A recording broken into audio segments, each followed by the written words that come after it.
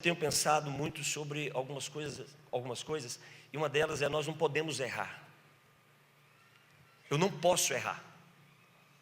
Nós não temos mais tempo para errarmos. Como igreja nós não podemos errar, de forma nenhuma.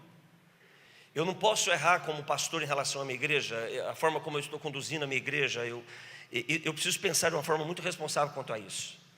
Nós não temos tempo para errar. O nosso erro pode custar muito caro. Os nossos erros podem deixar um custo para as nações muito alto, muito alto, muito alto. E nós não temos como pagar essa conta. A igreja não tem como pagar essa conta. Eu lembro de um texto, vocês se lembram daquela história, quando aquela mulher cananeia, que estava com a filha endemoniada, e ela chega para Jesus num estado de muita exposição, muita exposição moral, muita exposição pessoal, e quando ela chega para Jesus, quando ela chega para Jesus, e ela se expõe, Jesus não responde para ela. Vocês lembram desse texto, que Jesus não responde o clamor dela? E por que Jesus não responde o clamor dela? Vocês se lembram? Ele diz que ele não podia responder o clamor daquela mulher cirofenícia, porque a missão principal dele naquele momento era: qual era a missão principal dele? As ovelhas perdidas da casa de Israel. Só que tem um detalhe: não era para ser ovelha perdida, mas era a ovelha perdida naquele momento. Então eu fico pensando que às vezes quando nós erramos, nós podemos, ele está no governo de tudo, mas eu não posso me atrever a comprometer o processo. Eu não posso fazer isso, porque senão o custo vai ficar muito alto, e a conta para mim e para você, nós não pagamos. Então, uma mulher tinha um problema sério, Jesus estava pronto para resolver ela. Você tem dúvida que Jesus podia abençoar aquela mulher? Alguém tem dúvida? Que o coração de Jesus queria abençoar aquela mulher, queria trazer paz para o coração dela? Eu não tenho a menor dúvida. Mas ele não podia naquele momento, porque ele tinha uma prioridade. E a prioridade dele naquele momento era salvar as ovelhas perdidas de Israel, que não deveriam serem ovelhas perdidas.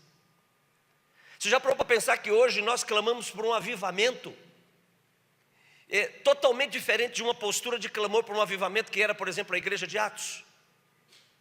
A igreja de Atos, ela se reuniu num lugar esperando um avivamento para capacitá-los, para eles salvarem os de fora. Não era esse o motivo? Então, capacitar os de dentro para salvar os de fora. Hoje a igreja clama por um avivamento para salvar os de dentro. Um avivamento para limpar, para purificar, para santificar os que estão dentro. Então existe um compromisso. Nós não temos mais tempo para errar. Então, quando eu fico pensando, eu ouço essas coisas do pastor José, e eu vejo algumas palavras proféticas, alguns exemplos proféticos, ouço alguns sonhos proféticos, isso me intimida muito, isso me intimida. E eu penso que não é ruim eu ficar intimidado, não, eu tenho que ser intimidado mesmo, porque nós não podemos perder mais tempo. Nós precisamos ser um modelo de igreja hoje que cumpre o propósito, porque se nós não formos um modelo de igreja que cumprimos o propósito, nós vamos desenvolver problemas, nós vamos prejudicar o processo. E quando eu penso nessa questão de sermos uma igreja modelo, eu fico pensando, qual é o modelo de igreja que eu estou desenvolvendo?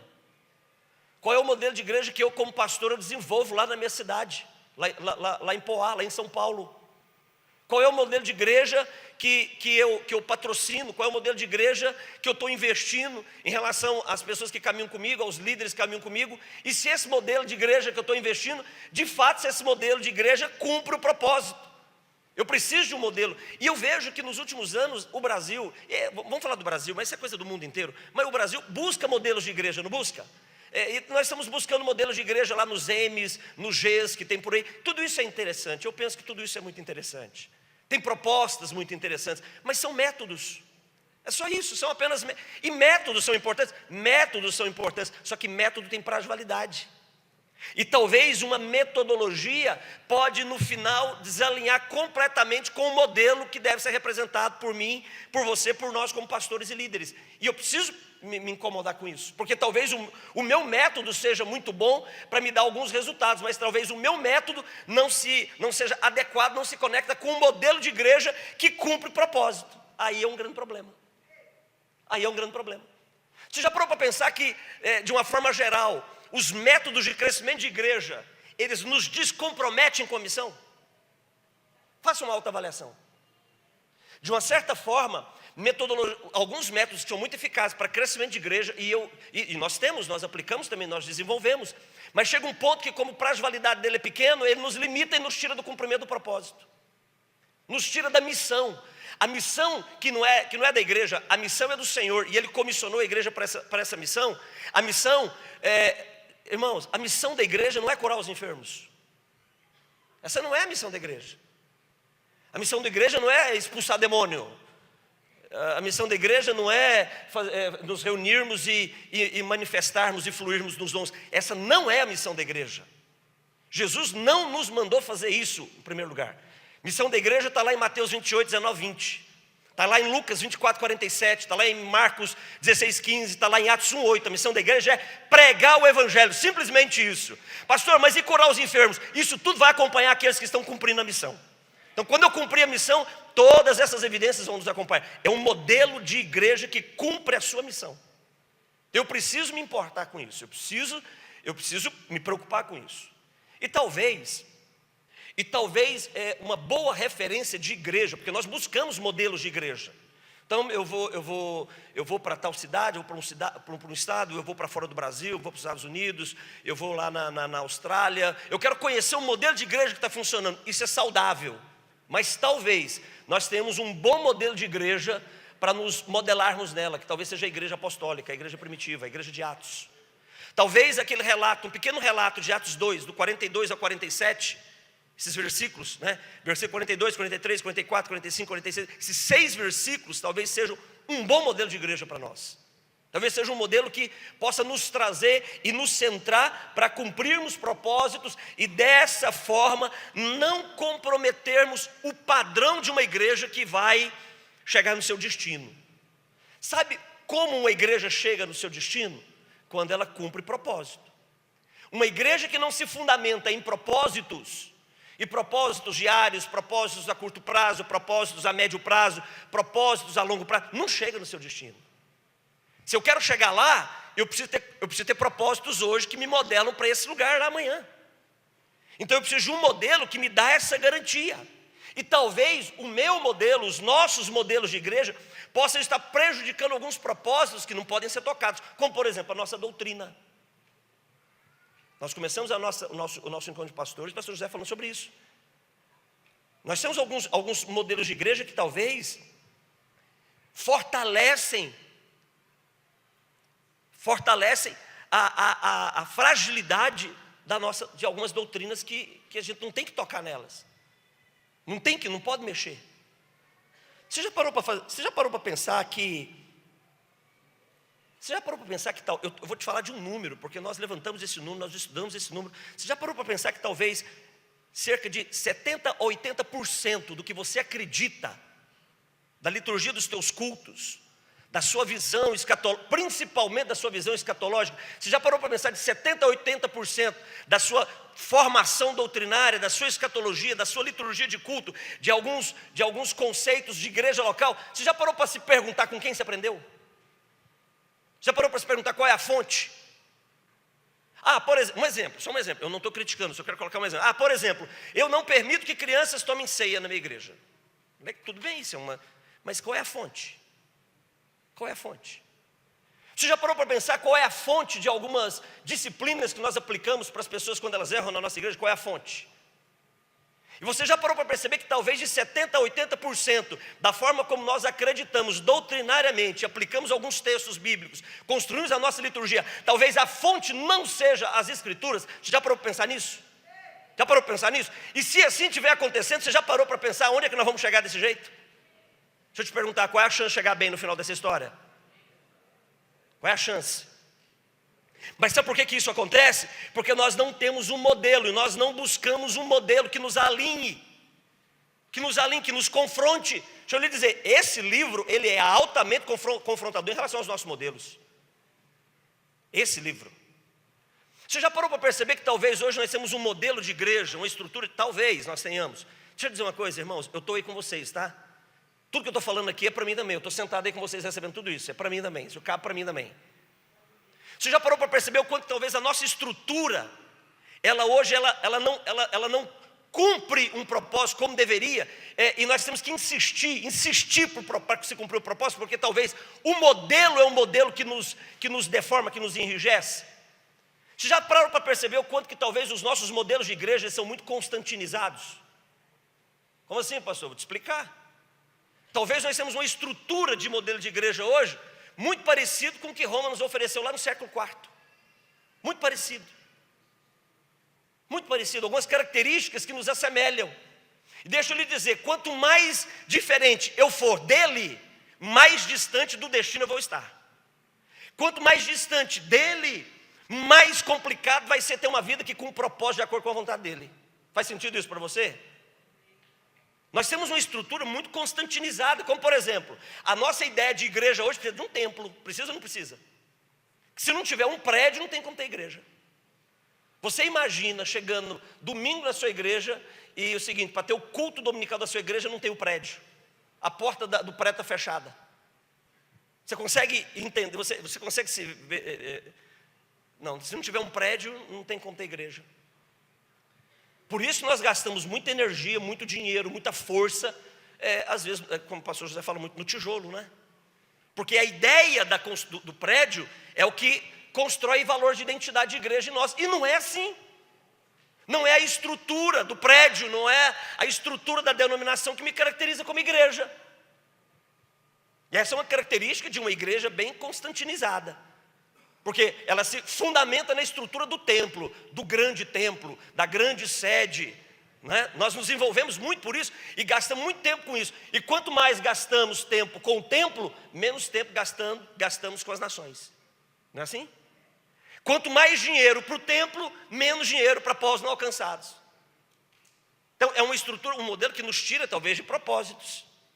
Essa estrutura constantiniana, ela precisa de templo, mas sabe o que ela precisa também? Ela precisa de um sacerdote, onde tudo que acontece em relação a ela gira em torno de quem? De uma pessoa. Tem alguém que é grande e todo mundo é pequeno. Tem alguém que manda e todo mundo obedece. De forma, você não pode questionar. Então a igreja ela gira em torno de uma pessoa muito expressiva. Não tem outras expressões. Não tem a inteligência coletiva fluindo, não. Tem uma inteligência só. Não tem a revelação coletiva, não. Tem uma revelação só. Ou seja, o Espírito Santo ele não contribui com os demais, mas só através de uma pessoa.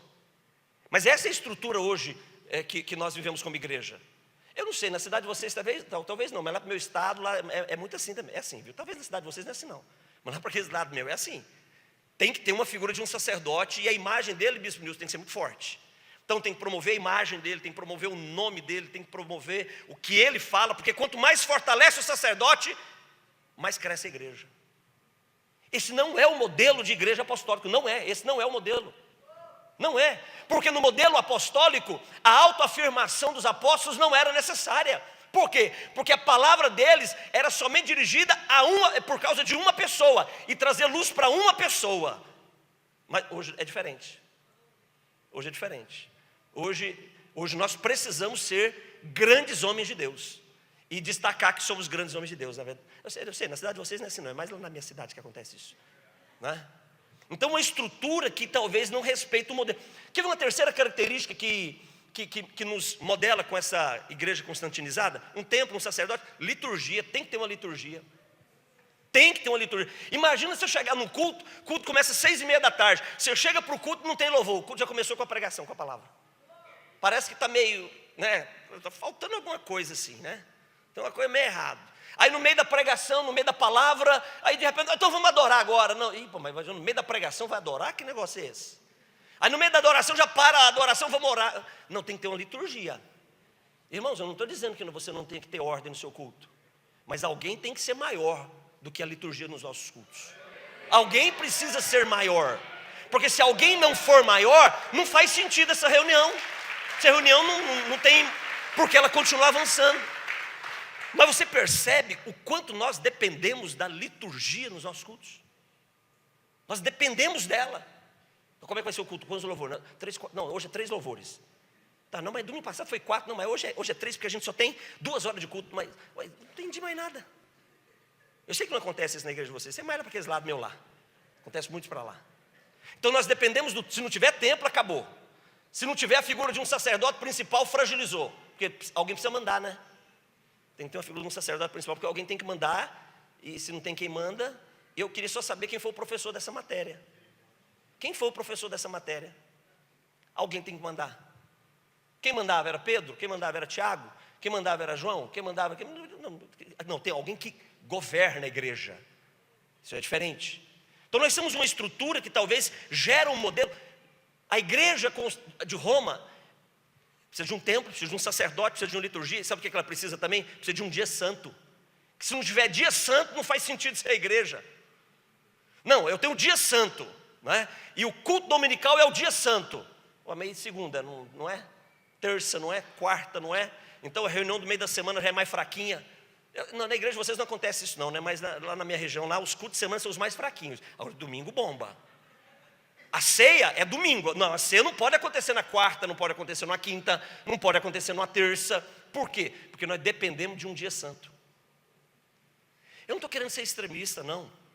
Mas talvez esses modelos possam estar nos definindo de uma forma que pode estar impedindo que nós estejamos cumprindo o nosso propósito. Talvez nós tenhamos alguns modelos hoje que possam nos dificultar na chegada do destino.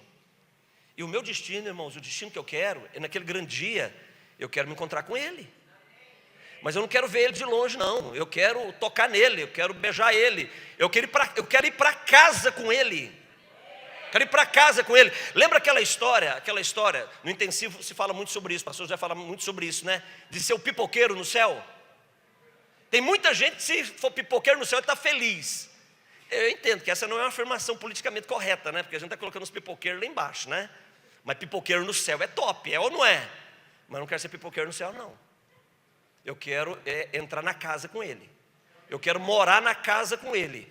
Porque se eu entrar na casa com Ele, morar com Ele, isso está me dizendo alguma coisa. Está me dizendo que eu casei com Ele, e se eu casei com Ele, eu recebi uma identidade dEle, e eu vou ser herdeiro de tudo que Ele é herdeiro. Então, eu preciso chegar nesse lugar. E ser um modelo de igreja é fundamental para isso. Senão eu fico no meio do caminho. Eu penso que nós precisamos pensar a respeito disso. Eu estou investindo, você está investindo muitos anos da sua vida por causa desse destino, sim ou não? Já parou para pensar, pastor Vanderlu, chegar lá no dia e dar errado? Já parou para pensar? Chegar lá no dia, ser todo feliz, né? Eu quero a chave da minha casa, da minha vida, eu estou aqui. E você dá de cara com a proposta que não era a que você esperava? Eu preciso me preocupar com isso. Então, se eu não tenho um destino muito bem definido, e não tenho propósitos muito bem alinhados com isso, e para ter propósitos muito bem alinhados com esse destino, eu preciso de um modelo que me garanta, eu não chego lá. Então, não pode ser o que eu quero. Não pode ser o que eu penso. Então, eu me preocupo com muita frequência se eu estou fazendo certo. Eu preciso saber se eu estou fazendo certo. Eu preciso ter certeza se eu estou fazendo errado. Porque se eu tiver que estou fazendo errado, eu tenho que mudar urgente. Porque ainda dá tempo de mudar. Ainda dá tempo. Ainda temos um advogado, ainda temos. Mas vai chegar o dia que não vai ter mais advogado, não. Então, eu não vou esperar o dia que eu não vou ter advogado, não. Eu vou me pegar no dia que eu tenho advogado. Eu ainda tenho um advogado. Eu ainda tenho um paracletos a meu favor. Eu ainda tenho um intercessor a meu favor. Eu ainda tenho um tutor sobre mim, para me mostrar o caminho certo. E eu quero compartilhar, de uma forma bem objetiva, 5 características que podem nos impedir ou nos atrapalhar de sermos uma igreja que constrói, que vive dentro de um modelo que vai nos levar para um bom destino. Tem alguém que quer chegar nesse bom destino? Quer estar com Ele? Tem alguém? Irmãos, eu vou dizer uma coisa para vocês, irmãos, eu estou ralando para chegar lá. E não está fácil, não. Tem dia que eu termino o dia, tem dia que eu começo o dia falando, não, eu vou chegar lá, mas tem dia que eu termino o dia com muita dúvida se eu vou chegar lá, mas eu não estou desistindo, não. Eu vou, é por isso que eu estou aqui. É por isso que eu saí lá de São Paulo com a minha família, estou aqui sentado para ouvir o pastor José, quero aprender, porque se isso não construir valores na minha vida, nada mais faz sentido. Um primeiro motivo que eu penso que pode nos atrapalhar, pode prejudicar o modelo de uma igreja que chega no seu destino, é quando nós priorizamos mais os resultados do que o aprendizado. Aí isso é problema. Se eu priorizar mais o resultado do que o aprendizado, eu vou comprometer minha caminhada. Por quê? Porque quando eu priorizo o trabalho, eu prejudico o meu relacionamento. Se eu priorizar o resultado, e não tem resultado sem ênfase no trabalho, não tem resultado sem colocar ênfase naquilo que você faz. Lucas 10, 38, Jesus chega na casa de Marta, Lázaro e Maria, e Marta vai logo fazer o quê? Trabalhar. Tem que dar resultado. Eu tenho que deixar uma casa, né, que seja, né, digna do meu Senhor. Então, quando eu priorizo mais os resultados do que o aprendizado, eu comprometo a minha caminhada. Marta tinha um interesse importante, você tem que trabalhar, você tem que buscar resultado, mas tem algo maior. Se você inverter a ordem, se você quebrar essa hierarquia, você vai ter problema, eu vou ter problema. Porque mais do que o meu trabalho, o meu relacionamento com Ele é fundamental. E não tem relacionamento com Jesus sem sentar aos pés dEle, aprender com Ele. Não tem como, possível. Marta estressada, desgastada, e Maria estava onde? Onde ela estava? Aos pés dEle, ouvindo Ele. Então, se tem algo que pode comprometer a nossa caminhada, que pode prejudicar o nosso destino, é quando priorizamos mais o trabalho do que o relacionamento. E quando eu priorizo mais o trabalho do que o relacionamento, isso significa que eu estou priorizando mais a liturgia do que a intimidade. O dia que a liturgia não puder sofrer interferência da informalidade, da intimidade, nós estamos com um problema sério. Deixa eu te fazer uma pergunta, numa conferência como essa, num encontro como esse, é comum alguém levantar do seu lugar, no meio de todos, e vir aqui à frente, e derramar o seu coração aqui à frente? Isso é comum? Isso combina com a liturgia? Mas isso combina com a intimidade, e é isso que transforma, é isso que muda. Então, enquanto o meu comportamento se mover pelos resultados, e não pelo relacionamento, enquanto eu priorizar o trabalho, em detrimento do relacionamento, enquanto eu priorizar a liturgia, ou seja, o modus operandi, o jeito de fazer, em detrimento da liberdade, da intimidade, eu vou perder. Sabe por quê, irmãos? Porque Ele que governa, Ele tem que governar a nossa vida. E se Ele governa a nossa vida, eu sou um barco à deriva na graça dEle. Então, esse oceano, tem uma canção que fala sobre isso, né? Que a graça dele, eu tenho que ser um barco à deriva, Ele me leva para onde eu quero, onde Ele quer, e me joga para onde Ele quer, e me joga do jeito que Ele quer, e me envolve com as ondas dele do jeito que Ele quer, e se Ele quiser me fazer naufragar, Ele me naufraga para me resgatar. Eu sou um barco à deriva. Isso é intimidade com Ele. É intimidade. Ah, será que pode? Será que não pode? Ah, não, mas eu tenho vergonha, o que vão dizer de mim? O que vão pensar de mim? Meu Deus, sabe o que é isso? O quanto nós estamos ligados, presos a liturgias, e o quanto nós estamos distantes da intimidade dEle. Eu penso que nós temos que nos importar com isso. Talvez nós sejamos a geração, irmãos, que nunca fez tanto. Talvez sejamos a igreja contemporânea, talvez nunca fez tanto. Nunca evangelizou tanto. Nunca fez tantas cruzadas.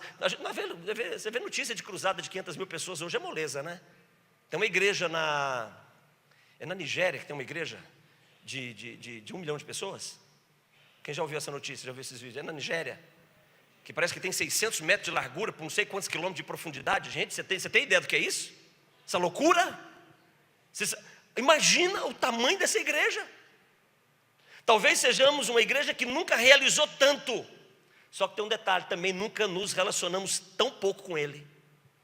Nunca fomos tão eficazes nos nossos trabalhos, buscando um resultado, mas talvez nunca fomos tão falhos na nossa intimidade, no nosso relacionamento com Ele. E você quer ver um testemunho prático, evidente, objetivo disso?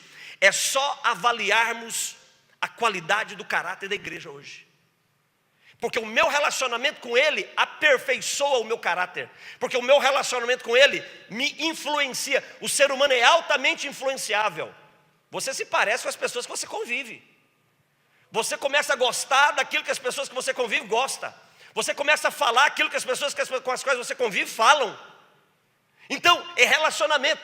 O Espírito Santo tem poder para nos influenciar e já somos altamente influenciáveis. Então, quanto mais eu sou íntimo dele, me relaciono com ele, mais características dele eu tenho. Agora, quanto mais eu trabalho, mais distante dele eu estou. Sabe por quê? O meu trabalho não estabelece relacionamento com ele.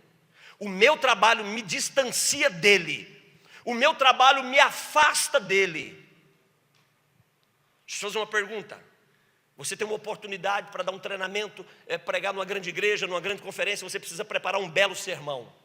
E tem que preparar mesmo, sim ou não?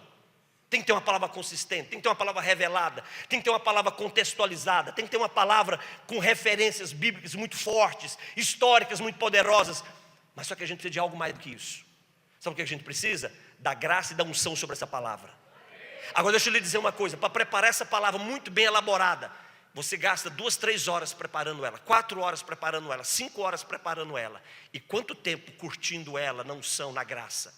Quanto tempo orando em relação a essa palavra? Eu preciso relativizar isso. O meu serviço não pode valer mais que o meu relacionamento. O meu serviço não pode ter mais poder de dirigir a minha vida do que o meu relacionamento e minha intimidade com Ele. O nosso novo nascimento, ele precisa construir integridade no nosso caráter. E isso só vai acontecer se nos relacionarmos com Ele.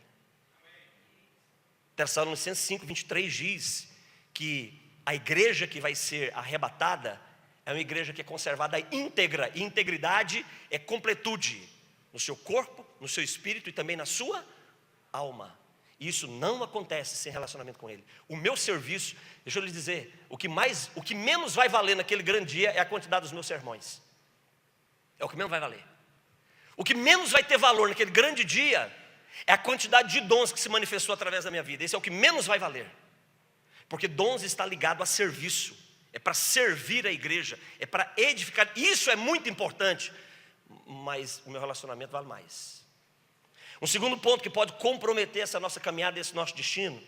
Primeiro ponto é quando priorizamos mais os resultados do que o aprendizado. O segundo ponto é quando nós perdemos o temor. E a igreja tem perdido o temor. A história dos filhos de Eli é uma história muito contemporânea. A história dos filhos de Samuel é uma história muito contemporânea. A história da família de Coreia, sua casa, é uma história muito contemporânea. Nós não podemos perder o temor. Se perdermos o temor, nós não chegamos bem no final dessa história. Quem perde o temor em relação às escrituras, negocia os valores das escrituras. Sabe quando eu vou negociar um valor de algo que Deus diz? Quando eu perder o temor. Quando eu desacreditar que Ele é um Deus justo, sim, Cristo é a nossa justiça, mas Ele é um Deus de juízos, e juízos muito bem definidos.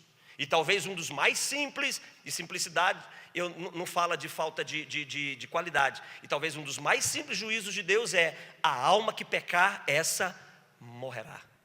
Ele é um Deus de juízos. Eu não posso perder o temor. Eu não posso olhar para a palavra de Deus e não crer, porque se eu olhar para ela e não crer, eu vou desobedecê-la, e se eu desobedecê-la, eu vou pecar. Existem pessoas que não temem o poder das escrituras, distorcem as escrituras. E por que distorce as escrituras? Por que tem muita distorção doutrinária hoje? Por que hoje tem muita gente pulando de time, mudando de time? Porque mudar de time pode dar um resultado para mim. Pode dar um resultado que eu quero, pode me agradar mais. Então eu vou lá e vou distorcer um princípio bíblico. Eu tenho lido muito sobre Mateus 19, quando os fariseus... Gente, os fariseus chegaram para Jesus e disseram assim: mestre, um homem pode repudiar sua mulher por qualquer coisa? Olha só a malícia daqueles miseráveis. Olha só, eles falaram assim, por qualquer coisa. A questão do repúdio da mulher não colocava em questão qualquer coisa. Tinha uma evidência, eles sabiam o que eles queriam. Mas eles queriam o quê? Manipular um princípio. Tem muita gente manipulando princípios de Deus para satisfazer os seus interesses. Junta a falta de conhecimento bíblico, junta a falta de intimidade com as escrituras, junta a falta de temor, porque quem não conhece não teme. Você nunca vai temer o que você não conhece. Agora, o dia que você conhecer, você tem mais chance de temer. Com interesse próprio, e começa a manipular as escrituras para manipular os outros. Você quer ver um texto bom para isso? João 10:10. João 10:10. Tem muita gente pregando que João 10:10 está escrito que o diabo veio para matar, roubar e destruir. Eu queria saber onde é que está escrito isso. Porque João 10:10 não fala disso. João 10:10 fala que o ladrão veio para roubar, matar e destruir. E o ladrão ali no contexto são os falsos obreiros, os mestres enganadores, é gente que não tem caráter de Deus na vida dele. Mas é muito melhor pegar João 10:10 e colocar ele na conta do diabo do que colocar na culpa do meu comportamento. É muito mais fácil colocar na conta dos demônios do que colocar na minha conta. Falta de comprometimento com as escrituras, obreiros fraudulentos, porque João 10:10 está condenando obreiros fraudulentos. Fácil. Sabe quando a gente perde o destino? Quando nós perdemos o temor. Porque quando eu estou perdendo o temor, eu manipulo. Os meios passam a valer para justificar o fim. Isso não é verdade. Ser fiel até a morte. Sabe o que fala esse texto? É um absoluto de comportamento. É fidelidade no começo, é fidelidade no meio e é fidelidade no fim. É até o fim. Sabe quando vamos comprometer o final da nossa caminhada? Quando perdemos o temor. Desprezamos a autoridade das Escrituras. Deixa eu lhe dizer uma coisa. Pastor José, um dia, eu estava ouvindo uma aula do pastor José, ele bateu muito nisso. A Bíblia não é para ser interpretada. E não tem que interpretar mesmo, não, eu concordo. Sabe por quê? Porque quando eu interpreto a Bíblia, eu construo em mim habilidade para resistir o confronto dela em relação à minha vida. Já parou para pensar nisso? Então tem um texto lá que diz, olha, irmãos, eu creio no casamento único. Pronto, mas tem as suas variantes. Eu creio que, por exemplo, você tem que santificar a sua vida todos os dias. Eu estou aprendendo que tem que orar. Eu estou aprendendo, né? A Bíblia diz que tem que orar sem cessar. Então é o seguinte, esse texto de orar sem cessar, o que eu fiz? Eu fui estudar ele, porque o pastor José fica falando que tem que orar sem cessar. E orar sem cessar é um negócio muito forte, pesado, não é? Fui estudar ele. Então peguei lá, né, o tempo, fui estudar o pano de fundo histórico, fiz uma exegese bíblica muito bem caprichada, me aprofundei, fui no grego, no significado da palavra cessar, e o contexto cultural da época da igreja de Tessalônica, as influências espirituais na época, que eu precisava saber o que significava orar sem cessar. E eu pesquisei, eu gastei um bom tempo, eu descobri o que significa. Sabe o que significa orar sem cessar? Orar sem cessar, só isso significa. Mais nada. Não significa mais nada, é isso que significa. Então deixa eu dizer uma coisa, não tem que interpretar a Bíblia, tem que cumprir a Bíblia. Eu tenho que cumprir o que a palavra de Deus faz. Porque todas as vezes que eu for interpretar a Bíblia, eu vou ganhar habilidade para resistir o que ela me manda fazer. Deixa eu te dizer, quando você quer interpretar a Bíblia, você está dando oportunidade para você construir uma historinha boa de ser contada, para você não fazer aquilo que você deveria fazer. Tem que discutir a Bíblia, o que ele mandou fazer? Então eu vou fazer. Mas é difícil, não interessa se é fácil ou se é difícil. Você quer o destino? Então cumpra o propósito agora, aí você chega. Simples assim, fica em paz, não tem nada errado. Vai nessa pegada. Terceira característica, deixa eu apressar aqui, que pode comprometer a nossa caminhada. Primeira característica é quando eu priorizo o trabalho, priorizo mais o resultado que aprendizado. Segunda característica é quando eu não tenho temor. Eu estou perdendo o temor quando perdemos o temor em relação à palavra de Deus. Terceira característica, e essa aqui é muito séria, é quando nós não temos visão de futuro. Você tem que ter visão de futuro. Existem homens e mulheres de Deus, são homens de Deus, são mulheres de Deus, mas não têm visão de futuro. Marta era mulher de Deus, o irmão estava morto, tinha 4 dias, Jesus estava lá. Deixa eu te dizer uma coisa, tudo que eu preciso, tudo que você precisa é que Jesus esteja, sim ou não? É só que eu preciso, não preciso mais nada. Eu não preciso que as coisas sejam como eu quero, eu só preciso que Ele esteja comigo, é só isso que eu preciso. Então nós temos uma ideia muito equivocada de vitória. Porque vitória para nós é acontecer o que nós queremos, e vitória é Ele estar conosco. Isso é que é vitória, mesmo que não seja do jeito que nós queremos. Então nós precisamos ter visão de futuro. O irmão 4 dias morto, mas Jesus estava lá, e só tinha lamento na boca dela. Ela não tinha visão de futuro. Quem não tem visão de futuro, clama por necessidade, nunca vive em busca de propósito, nunca se alegra porque os propósitos vão se cumprir. Quarto ponto, sabe por que pessoas estão perdendo o destino? Nós estamos perdendo o destino como igreja? Porque nós não sabemos nos relacionar. A gente não sabe se relacionar. O motivo da igreja é relacionar com gente. O motivo da igreja não é relacionar com os anjos. Eu não tenho que relacionar com o anjo. Ah, pastor, mas tem que relacionar com o Espírito Santo. Não, o Espírito Santo você tem que viver com ele. E vivendo com Ele eu me relaciono com pessoas. Nós não sabemos nos relacionar com as pessoas. E quando eu não sei me relacionar com as pessoas, deixa eu te dizer uma coisa, eu vou ter muita dificuldade para estabelecer um relacionamento íntegro com o Senhor. A dificuldade dos meus relacionamentos interpessoais denuncia a minha dificuldade de me relacionar com Deus. Sabe por quê? Porque o meu relacionamento com Deus... Deixa eu te fazer uma pergunta, e já estamos indo para o final.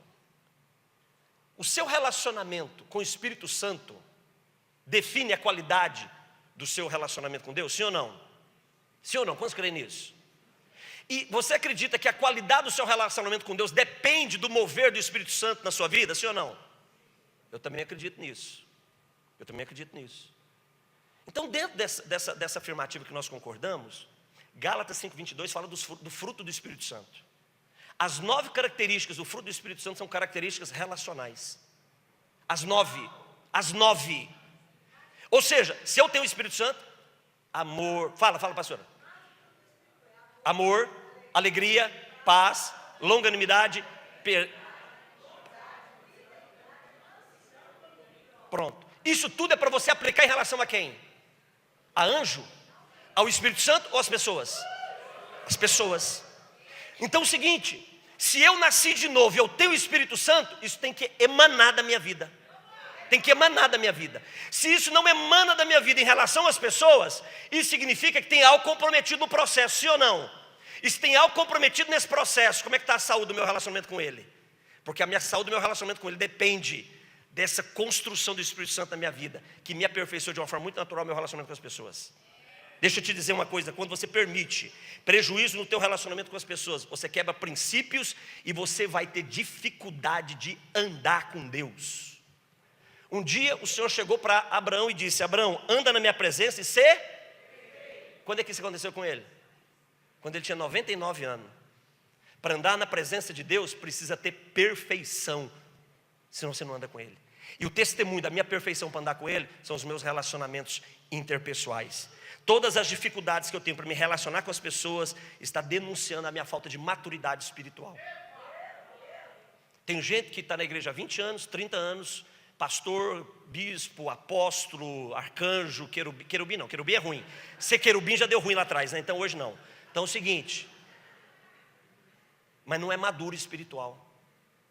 Sabe quando nós temos a construção da nossa maturidade espiritual? Quando nós somos maduros nos nossos relacionamentos. Maturidade nos nossos relacionamentos denuncia a nossa maturidade espiritual. Quem perdoa e quem se arrepende é o maduro espiritual. Vamos ficar de pé? Vamos ficar de pé? Vamos ficar de pé? Vamos ficar de pé, vamos ficar de pé, que eu já estou sendo pressionado. Vamos lá, vamos ficar de pé. Eu tenho que pedir para você ficar de pé, que eu ganhe mais uma tolerância aqui. Vamos lá, vamos ficar de pé. Quer chegar bem no final da história? Quer chegar bem no final da história? Então, em primeiro lugar, não prioriza o resultado mais que o aprendizado. Vou chegar lá, porque a pressão está aqui, ó. Por isso que eu pedi para ficar de pé, para concluir o sermão aqui com vocês em pé. Quer chegar bem no final da caminhada? Não prioriza o trabalho mais do que o aprendizado.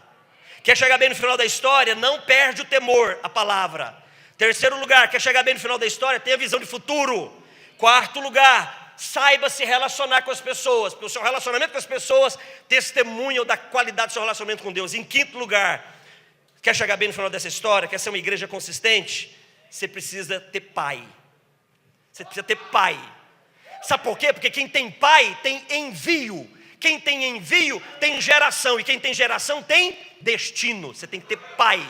Ninguém vai chegar num destino extraordinário se não tiver alguém que te envia para esse destino. Alguém que te compromete com esse destino como geração.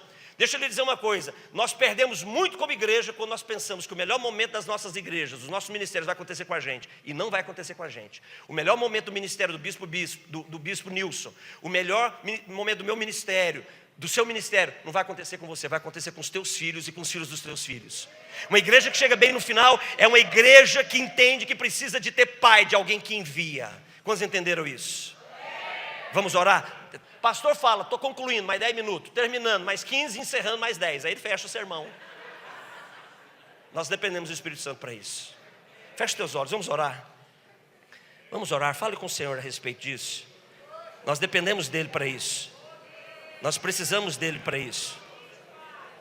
Nós precisamos de ti, Espírito Santo. Espírito Santo, nós precisamos de ti, Espírito Santo. Doce Espírito Santo, só o Senhor pode forjar isso na nossa vida. Só o Senhor pode construir isso na nossa vida, Espírito Santo. Só o Senhor pode dar esses valores na nossa vida. E nessa manhã, Senhor, nós queremos te agradecer, porque o Senhor nos trouxe para esse tempo aqui, Senhor. Construa os valores do céu na nossa vida. Construa os valores desse destino na nossa vida. Construa o caráter desse destino na nossa vida, Senhor. Constrói, Senhor, o caráter desse destino em mim. Constrói esse caráter de destino na minha família. Constrói esse caráter de destino, Senhor, no meu casamento, Senhor, para que eu possa chegar bem no final dessa história, Senhor. É por isso que nós estamos aqui, Senhor. Continua, Senhor, falando conosco, Senhor. Continua nos usando, Senhor,